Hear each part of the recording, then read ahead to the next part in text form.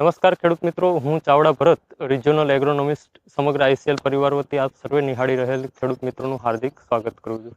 ખેડૂત મિત્રો, ગુજરાતનું જે કચ્છ વિસ્તાર છે એની અંદર દાડમનું પુષ્કળ પ્રમાણમાં વાવેતર થાય છે અને કચ્છ જેવા વિસ્તારની અંદર મૃગ બહારનો અંદર જનરલી ખેડૂતો ફ્લાવરિંગ લઈ આવતા હોય છે અને 8મા મહિનાની અંદર ઇથરલનો સ્પ્રે કરતા હોય છે. તો અત્યારનો આ જે સમય છે એ ખૂબ જ અનુકૂળ સમય છે પાયાના ખાતર આપવા માટેનો. તો મોટાભાગના જે ખેડૂત મિત્રો છે એ પાયાના ખાતરમાં એક ફોસ્ફરસ વાળો ગ્રેડ અને સાથે સાથે છાણિયું ખાતર લેતા હોય છે. પરંતુ જેટલો પણ રેસ્ટિંગ પીરિયડની અંદર પાયામાં સારા ખાતર આપવામાં આવે તેટલો જ તમારો છોડ છે એ આવનારા સમયની અંદર વધારે મજબૂત રહે છે અને એટલું જ ઉત્પાદન સારું આપે છે.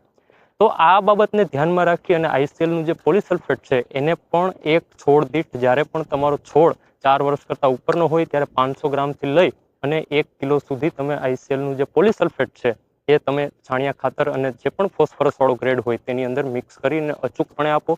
કારણ કે આ જે પોલીસલ્ફેટ છે એના એક જ દાણાની અંદર 4 અગત્યના પોષક તત્વો આવે છે, જેમાં પોટાશ, કેલ્શિયમ, મેગ્નેશિયમ અને સલ્ફરનો સમાવેશ થાય છે.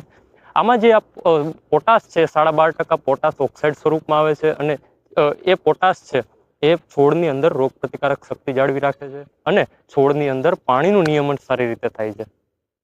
ત્યાર પછી કેલ્શિયમ એ પણ ઓક્સાઇડ સ્વરૂપે આવે છે. આ જે કેલ્શિયમ ઓક્સાઇડ છે 15% જેટલું હોય છે અને આ કેલ્શિયમ છે છોડની જે કોષ દિવાલ છે એને મજબૂત બનાવવાનું કામ કરે છે અને જમીનની અંદર એની જે ઉત્પાદન ક્ષમતા છે એને પણ જાળવી રાખે છે કેલ્શિયમ, અને સાથે સાથે જે નવા મૂળ નીકળતા હોય એને પણ ડેવલપ કરવાનું, એને પણ વિકાસ કરવાનું કામ કરે છે કેલ્શિયમ.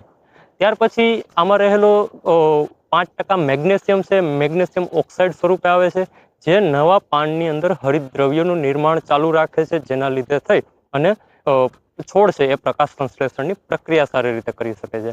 અને ત્યાર પછી જે છેલ્લું પોષક તત્વ છે એ સલ્ફર છે, જેમાં 17.5% જેટલું સલ્ફર આવે છે. આ સલ્ફર છે એ દાડમના છોડની અંદર પ્રોટીનનું નિર્માણ કરે છે અને દાડમના છોડની જે ઓલ ઓવર જે ગુણવત્તા છે એને વધારવાનું કામ કરે છે. તો અચૂકપણે 500 ગ્રામથી લઈ અને 1 કિલો સુધીનું પોલીસલ્ફેટ તમે કોઈ પણ ફોસ્ફરસ વાળા ગ્રેડ સાથે અને છાણિયા ખાતર સાથે ભેળવી અને અચૂકપણે આપી શકો. તેની સાથે સાથે ખેડૂત મિત્રો, જ્યારે પણ સ્પ્રેની વાત આવે ત્યારે આઈસીએલનું જે પિકવન્ટ છે એનું 10 ગ્રામ પ્રતિ લીટરનું માપ રાખી અને સ્પ્રે કરી શકો છો. આ જે પિકવન્ટ છે એની અંદર 49% ફોસ્ફરસ છે, 32% પોટાશ છે.